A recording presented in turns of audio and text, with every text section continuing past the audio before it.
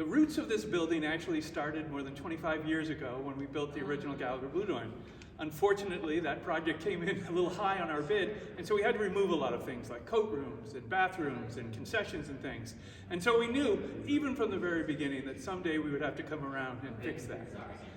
Now, 25 years later, actually about 20 years later is when the project started, we saw that opportunity come forward, and when we started working on the project, we realized that it was good we waited, because we also have the opportunity to build for the future. And so many things have changed in the last 25 years. Think about technology.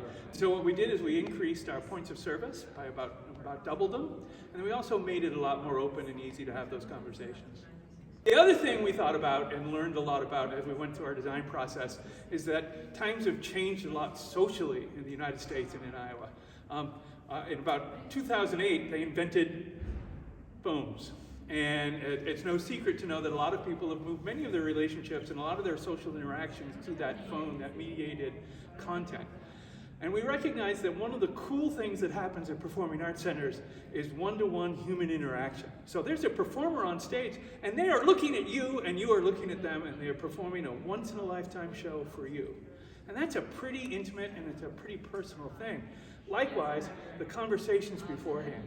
Even from the time we opened in this big lobby, we saw people coming together in ways we had never seen them before. So we had people from Waterloo making friends with people from Cedar Falls and from all over Iowa. And they'd come early and they'd hang out and they'd chat and they'd socialize. And that space, that social space, that face-to-face interaction of friends is becoming more and more rare. And so we thought we'd help by leaning into it a little bit. And so yes, we did expand. Most of our expansion is actually the Marquee Lounge and a donor lounge.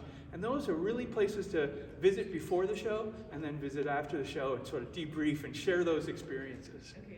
They did not cut the performance experience. And so they were able to preserve literally world-class acoustics.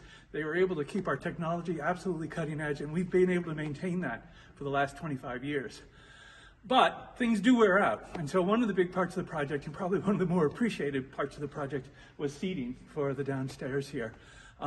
These are the seats that got used the most, and they were literally starting to fall apart from use. I get to be here for a lot of those shows, and you walk around and you just feel their excitement, right? They're sort of pumping each other up for the show. It's almost an opening act all by itself.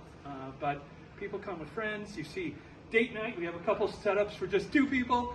You see anniversaries. You see celebrations. But more than that, what you see is friends sharing a great experience.